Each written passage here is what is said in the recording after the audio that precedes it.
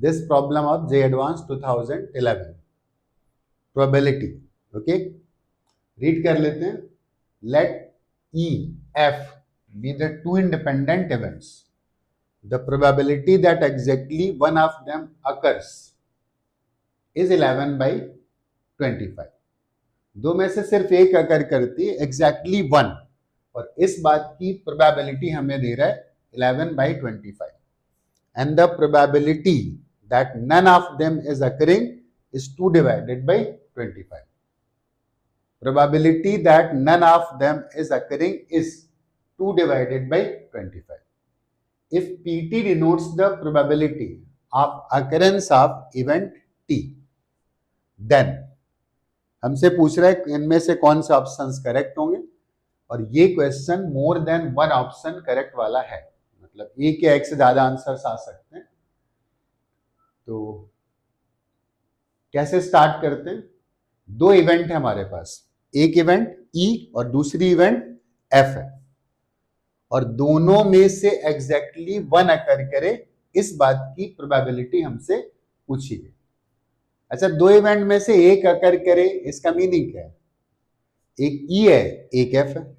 अगर बोलता E अकर कर गया तो फिर F अकर नहीं करना चाहिए, या F अकर कर गया तो E अकर नहीं करना चाहिए. यही तो मीनिंग होगा. तो अगर मैं मान लेता और उसने इनकी वैल्यूज पूछी तो ऑब्वियस सी बात इक्वेशंस बनने वाली हैं. तो मैं मान लेता हूं probability of occurrence of E, probability of occurrence of E is equal to x, और मैं ये भी मान लेता हूं कि probability of occurrence of F that is equal to y. ठीक है ना? तो probability of non occurrence of E क्या होगा? Probability that E does not occur. तो या तो अकर करेगी या तो नहीं अकर करेगी. तो अगर अकर करने की प्रोबेबिलिटी x है तो ना अकर करने की प्रोबेबिलिटी कितनी होगी? That will be 1 minus x. और अगर मैं मान लेता probability of non occurrence f, इसको निकालना हो तो probability of occurrence of y, f मतलब f बार का मतलब है कि f डज नॉट अकर. तो f के अकर करने की प्रोबेबिलिटी कितना है? y. तो f के ना अकर करने की प्रोबेबिलिटी क्या लिख सकते हैं? That is 1 minus y. अब बोलते हैं कि probability that exactly one occurs. तो केवल एक अकर करे, इसका मीनिंग क्या है? एक अकर करने का मीनिंग है कि E अगर अकर कर जाए तो फिर F को अकर नहीं करना. होनी तो दोनों इवेंट है ना, एक अकर कर जाए दूसरी ना अकर करे, या फिर ऐसा हो सकता है कि E अकर ना करे और F अकर कर जाए. E does not occur and F occurs. या तो ये इवेंट होगी या इवेंट होगी, लेकिन ये दोनों एक साथ होंगी. E का अकर करना और F का ना अकर करना, ये हमारे फेवरेबल केसेस में दे रहा था. इसका मतलब ये जो प्रोबेबिलिटी लिखी हुई है ये किस बात की लिखी है? ये इस बात की प्रोबेबिलिटी है कि एग्जैक्टली वन अकर्स. कोई एक अकर करता है, और ये प्रोबेबिलिटी हमें क्वेश्चन में दी गई है, राइट? उसने इस बात को क्वेश्चन में मेंशन किया है कि probability of occurrence of exactly one event is 11 by 25. तो इस वैल्यू को हम लोग लिख देते हैं 11 by 25. पीई की वैल्यू क्या लिख सकते हैं? पीई की value that was x, and PF complement 1 minus y. PE complement मतलब PE bar is 1 minus x and PF is y. और ये वैल्यू हमें कितना दिया गया था? ये वैल्यू हमें दिया गया था 11 by 25. तो this must be equal to 11 divided by 25. एक इक्वेशन हमारे पास ये आ गई. ठीक है ना? अब उसने एक कंडीशन और भी दी. वो कंडीशन क्या है? वो कंडीशन है कि probability none of them is occurring is 2 by 25. इसका मीनिंग है कि दोनों में से कोई भी अकर नहीं करता है. इस बात को कैसे लिखेंगे? एक इवेंट E हो जाए वो अकर ना करे, और साथ में एक दूसरी इवेंट हो जाए एफ, वो भी अकर ना करे, इस बात की प्रोबेबिलिटी हमें गिवन है। मतलब ये कौन सी प्रोबेबिलिटी है? None of the events occur, right. E occur ना करे, तो ई के अकर करने का प्रोबेबिलिटी अगर एक्स है, तो ई के ना करने की probability that will be 1 minus x. और साथ में बोलता है कि एफ भी अकर ना करे, तो एफ के अकर करने की प्रोबेबिलिटी वाई थी, तो उसके ना करने की प्रोबेबिलिटी 1 माइनस वाई, और ये वैल्यू हमें क्वेश्चन में दी है, and that is 2 divided by 25। 2 divided by 25। Question इतना ही था, बस हमें इन दो इक्वेशंस को सॉल्व करना है, राइट। तो इन दो इक्वेशंस को कैसे सॉल्व करते चेक कर लेते। ये वाला पार्ट एलिमिनेट कर देता हूं, ये हो गया। इन दो इक्वेशंस को हमें केवल सॉल्व करना।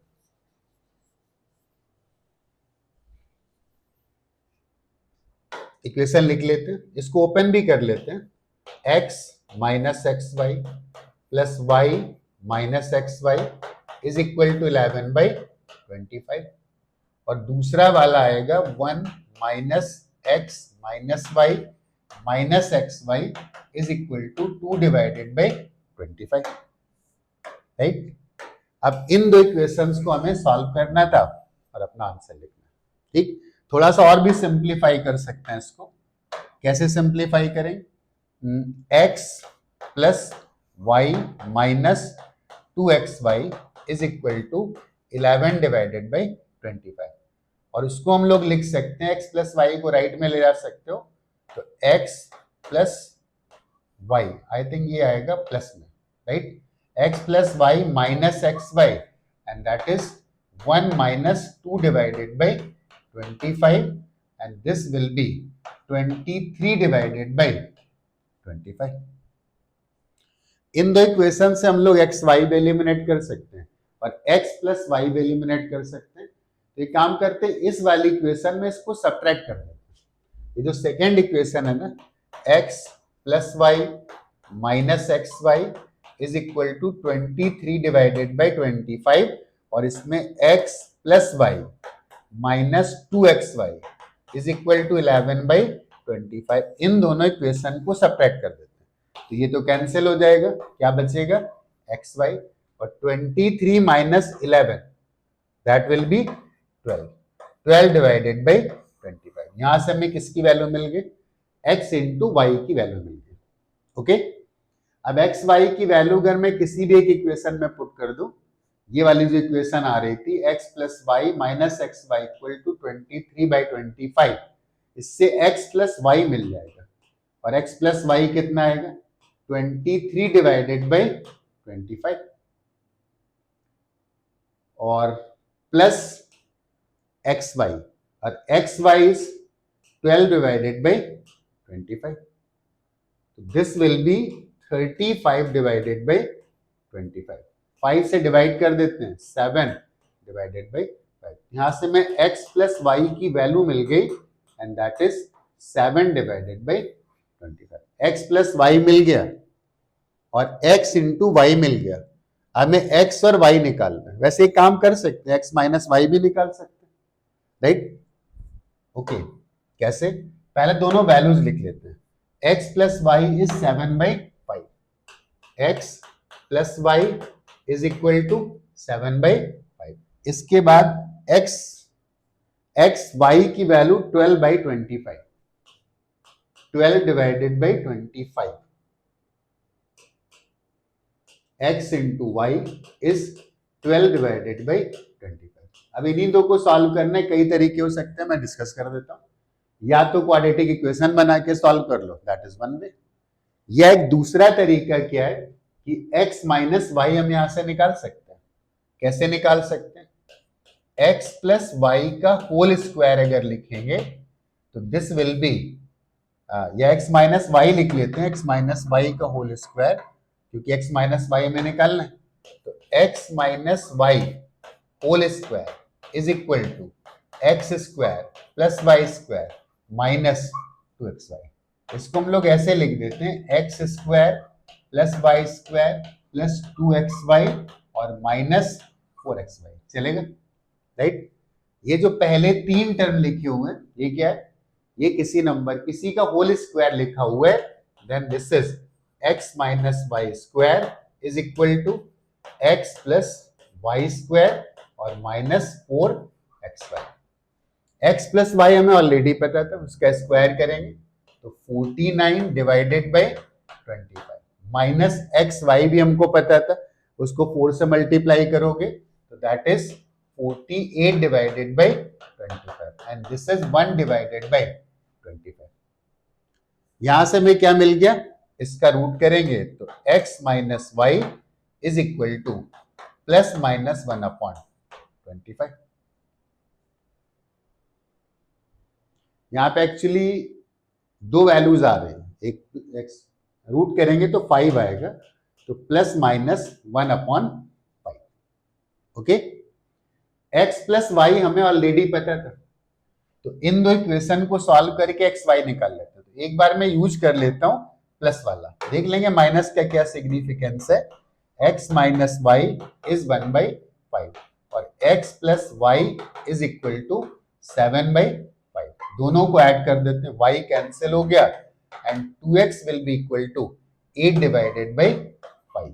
यहां से x की वैल्यू कितनी आ गई, 4 डिवाइडेड बाई 5। अब जब x की वैल्यू 4/5 आ गई तो फिर यहां से y भी निकाल सकते हैं, राइट। यहां से y की वैल्यू आएगी x माइनस 1/5 और x था 4/5 माइनस 1/5, दिस विल बी 3/5। एक हमारे पास सेट ये आ गया, कौन सा, 4/5 और दूसरा आ गया दिस इज एक्चुअली 3/5। तो दूसरा आ गया 3/5, x की वैल्यू 4/5, y की वैल्यू 3/5।